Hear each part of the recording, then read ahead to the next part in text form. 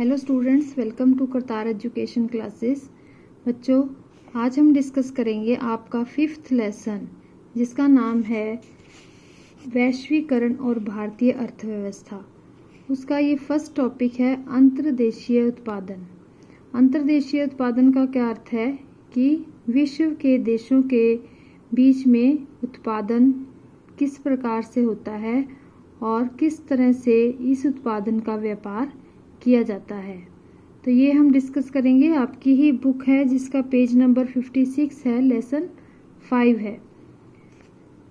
यहाँ से इसका आंसर स्टार्ट होता है कि 20वीं शताब्दी के मध्य उत्पादन जो था देश की सीमाओं के अंदर ही होता था, यानी कि जो भी वस्तुओं के उत्पादन था, जो भी व्यापार था, वो देश की सीमा, जो बॉर्डर जो है देश का, उसके अंदर अंदर ही था। सीमाओं को लांघकर, बॉर्डर को क्रॉस करके जो सामान, जो वस्तुएं बाहर जाती थी, वो कौन सी थी? कच्चा माल या फिर खाद्य पदार्थ। भारत में किन चीज़ों को देश से बाहर जाते थी, जिन देश के बाहर जिनका व्यापार होता था, वो था कच्चा माल और खाद्य पदार्थ। और उसके बदले में भारत तैयार वस्तुओं जो थी उनको आयात करता था। व्यापार ही दूरस्थ देश, जितने भी दूर दूर देश थे, व्यापार के द्वारा ही वो आपस में जुड़ते थे। तो ये सारा काम जो है, बिजनेस करना, एक देश का दूसरे देश के साथ व्यापार करना, इस सब में सबसे महत्वपूर्ण रोल कौन सा है? बहुराष्ट्रीय कंपनियों का। तो बहुराष्ट्रीय कंपनियां क्या होती हैं?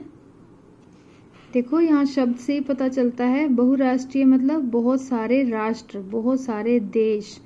तो एक ऐसी कंपनी जो बहुत सारे देशों के बीच में उत्पादन करती है, व्यापार करती है और उस व्यापार को कंट्रोल करती है।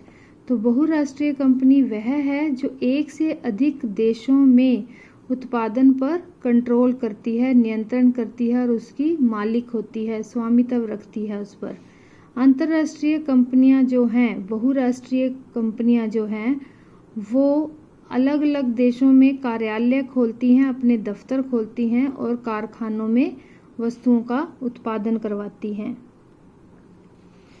उन कारखानों में वो उत्पादन करती हैं और वहीं पर वो कारखाने खोलती हैं जहां पर उन्हें सस्ता श्रम मिले, यानी कि जो मजदूर हैं वो सस्ते मिले और जो अन्य संसाधन हैं वो भी सस्ते हों।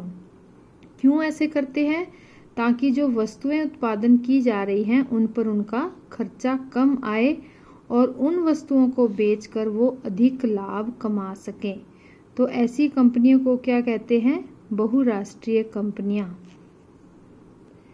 बहुराष्ट्रीय कंपनियां कैसे काम करती हैं, इसको आप एक उदाहरण के द्वारा हम समझ सकते हैं। ये आपकी बुक में ही बहुत अच्छा उदाहरण दिया हुआ है कि जैसे कोई औद्योगिक उपकरण बनाने वाली कोई एक बहुराष्ट्रीय कंपनी है। औद्योगिक मतलब किसी फैक्ट्री के उपकरण या उसके पुर्जे बनाने वाली एक बहुराष्ट्रीय कंपनी है। वो कैसे काम करती है कि संयुक्त राज्य अमेरिका में, जिसे हम यूएसए कहते हैं, यूएसए के अंदर जो अनुसंधान केंद्र हैं, रिसर्च सेंटर हैं, वहाँ पर इन पुर्जों का डिज़ाइन तैयार किया जाता है और डिज़ाइन तैयार करने के बाद इन्हीं पुर्जों को चीन में ले जाकर तैयार किया जाता है। ये पुर्जे इस डिज़ाइन के अकॉर्डिंग कहाँ तैयार होते हैं? चाइना में। वहाँ से जो पुर्जे तैयार होते हैं उन्हें जहाज़ों में लाद कर मैक्सिको और पूर्वी यूरोप में ले जाया जाता है, जहाँ पर इन पुर्जों को क्या करते हैं? जोड़ा जाता है आपस में पुर्जों को और एक पूरा उत्पाद तैयार किया जाता है। उन पुर्जों को जोड़कर एक वस्तु बनाई जाती है, एक उत्पाद तैयार किया जाता है और उस उत्पादन को विश्व भर में बेचा जाता है। तो विश्व भर में बेचने के लिए जो ग्राहक हैं उनको किस तरह से लुभाना है, उनको किस तरह से हमने अट्रैक्ट करना है, अपनी वस्तुओं को बेचना है, उनकी समस्याओं को सॉल्व करना है। तो ये कार्य कहाँ किया जाता है? कॉल सेंटर में। और वो कॉल सेंटर कहाँ पर इनके स्थापित हैं? भारत के अंदर। तो इस तरह से भारत के कॉल सेंटर के द्वारा ग्राहकों को सेवाएं प्रदान की जाती हैं। तो बहुराष्ट्रीय कंपनी किस तरह से विश्व के अलग अलग देशों से होते हुए अपना व्यापार करती हैं। बहुराष्ट्रीय कंपनियां जो होती हैं केवल वो पूरे विश्व में उत्पादन ही नहीं करती हैं, उत्पादन को सिर्फ बेचती ही नहीं है, बल्कि वो वस्तुओं और सेवाओं का उत्पादन भी करती हैं। सिर्फ वस्तु को बेचती नहीं है बल्कि उसको पैदा भी किया जाता है। तो जो ये उत्पादन की प्रक्रिया है, वस्तु जो तैयार करने की प्रक्रिया है, ये बहुत जटिल है। अभी हमने उदाहरण में देखा, एक देश में उसका जो है डिज़ाइन तैयार किया गया, दूसरे देश में उसको बनाया गया, तीसरे देश में उसको जोड़ा गया और चौथा देश जो है उसको बेचने के लिए कॉल सेंटर की मदद से उनकी हेल्प करता है। ठीक है, तो इस तरह से जो पुर्जे तैयार किए गए थे, चीन जो है वहाँ पर क्यों तैयार किए जाते हैं? क्योंकि चीन जो है वो एक सस्ता विनिर्माण केंद्र है, यानी कि चीन में जो वस्तुएं तैयार होती हैं उनकी लागत कम होती है। मैक्सिको और पूर्वी यूरोप जो है वहाँ पर क्या है, वहाँ के बाज़ारों में इनकी निकटता है जिसके कारण इनको लाभ होता है। और भारत में बहुत ही ट्रेंड इंजीनियर हैं और वहाँ पर पढ़े लिखे इंग्लिश बोलने वाले युवक हैं, तो इसलिए वो ग्राहकों को सेवाएं प्रदान करते हैं।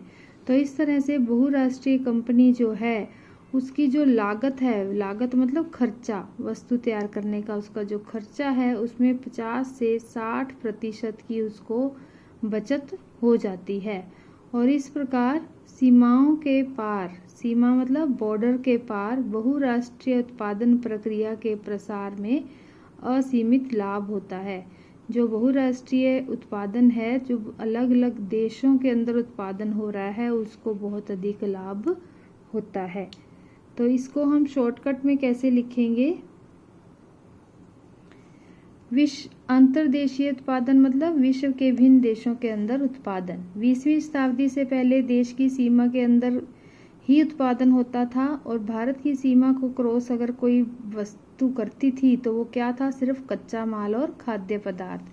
फिर उसके बाद बहुराष्ट्रीय कंपनियां आई, वो क्या करती हैं? जो एक से अधिक देशों में उत्पादन को नियंत्रित करती हैं। कंपनी उन प्रदेशों में कार्यालय खोलती हैं, दफ्तर खोलती हैं और कारखाने खोलती है जहां पर उन्हें सस्ता श्रम यानी कि सस्ते मजदूर और सस्ते संसाधन मिल जाते हैं। उदाहरण दिया हुआ है, औद्योगिक उपकरण वाली जो कंपनी है यूएसए में, उसने क्या किया? डिज़ाइन तैयार किया, चाइना में उसको बनाया और मैक्सिको पूर्वी यूरोप में ले जाकर उनको जोड़ा गया। और इस तरह से जो उत्पादन तैयार हुआ उन्हें भारतीय सेवा कॉल सेंटर की मदद से विभिन्न देशों के बीच में भेजा गया। तो इस तरह से हमें समझ आता है कि बहुराष्ट्रीय कंपनियां कैसे काम करती हैं। मुझे उम्मीद है आपको ये टॉपिक अच्छे से समझ आया होगा। Thank you, have a nice day, God bless you all.